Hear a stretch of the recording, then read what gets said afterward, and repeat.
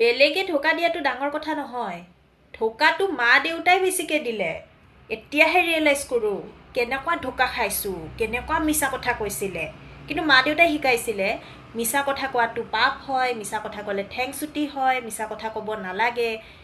এতিয়া কৈ আছোঁ কিয়, এই যে সৰুতে পইচা দি গৈছিলে আলহী পইচা দি গ'লে কি কৈছিলে মায়ে, পইচা এনেকৈ চুব নাপায়, ডাঙৰে পইচা দিলে না ক'ব লাগে। আৰু পইচাটো যেতিয়া লওঁ তাৰপিছত কয় যে তোমাৰ তাত থাকিলে খৰচ হৈ যাব নহয়, দিয়া মোক দিয়া পইচাটো, মই বেংকত থৈ দিম। কিন্তু সেইটো কি বেংক আছিলে আজিলৈকে গম নাপালোঁ। না সেই পইচাকেইটা কেতিয়াবা চুব পালোঁ, না সেই পইচাকেইটাৰে চকলেট খাব পালোঁ, নে কি কৰিব পালোঁ। সেই মাৰ হাতত থওঁতে গ'ল। আজিলৈকে মই হিচাপ লোৱা নাই কিন্তু সেই পইচাখিনিৰ। নেক্সট আহিল পঢ়াৰ সময়ত। 5টা বাজিলে ক'ব 9টা বাজিছে। 9টা বজালৈকে তোৰ উঠিবই হোৱা নাই। মা দেউতাৰ কেনেকুৱা চিঞৰ। গৰমৰ দিনততো এটা অত্যাচাৰ আছেই, ফেনখন ধুনীয়াকৈ বন্ধ কৰি দিব, ঠাণ্ডাৰ দিনত ব্লেংকেটখন গুচাই দিব, কিমান অত্যাচাৰ। 6টাত উঠিলে ক'ব 11টা বাজিল। তেতিয়াৰ পৰা মোৰ সময়ৰ ওপৰত বিশ্বাসে নোহোৱা হ'ল। তাৰপিছত আহিল আমাৰ ওচৰ চুবুৰীয়াৰ ল'ৰা ছোৱালীৰ উদাহৰণ। শৰ্মাৰ জীয়েকক দেখা নাই, 25ৰ ভিতৰত 25 পাইছে, 100ৰ ভিতৰত 100 পাইছে, লগা হ'লে তুমি যিমানে হাইচ মাৰ্ক নোপোৱা কিয়। তাৰপিছত গম পালোঁ বোলে নহয়, শৰ্মাৰ জীয়েকে 25ৰ ভিতৰত 3 পাইছে অংকত, সমাজ বিজ্ঞানত পাইছে 4। আৰু সেইটো কথা মই ঘৰত আহি কোৱাৰ পিছত গম পালে যে মিছা কথাটো ওলাই গ'ল। তেতিয়া লগালগ ইউটাৰ্ণ মাৰে। পৰীক্ষাত নাপালে কি হ'ল, দেখা নাই 5টা বজাতে উঠি পঢ়ি থাকে। আৰে কাৰ মূৰাটো পঢ়ি থাকে, তাই যদি 5টা বজাত উঠি দিনটো এনেকৈ পঢ়িয়ে থাকে 3-4 নম্বৰ কিয় পায়।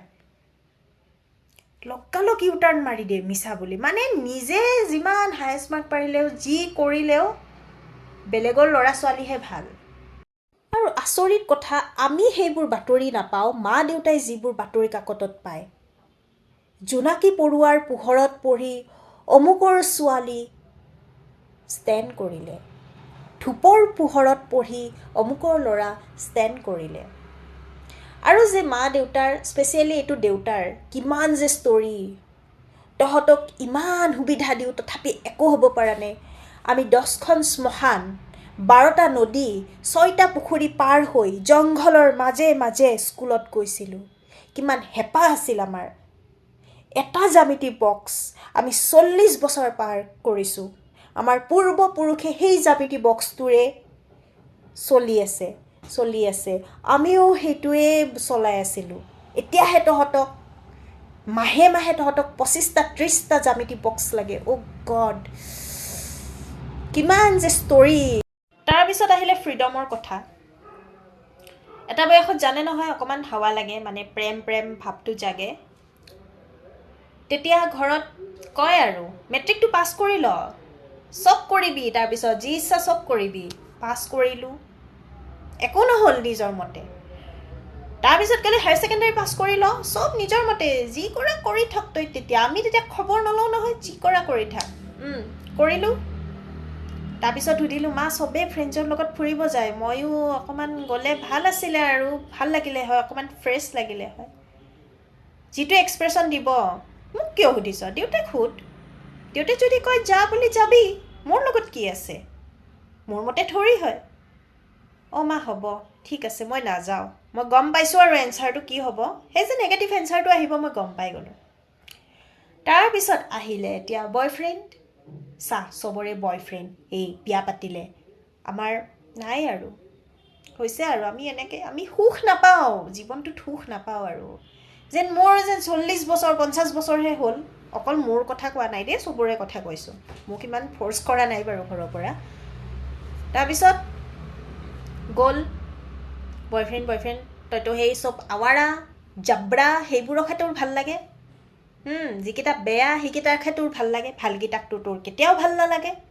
তাৰপিছত আহি বিয়া হ'লোঁ। বিয়া হোৱাৰ পিছত গ'ল আৰু বিয়াখন।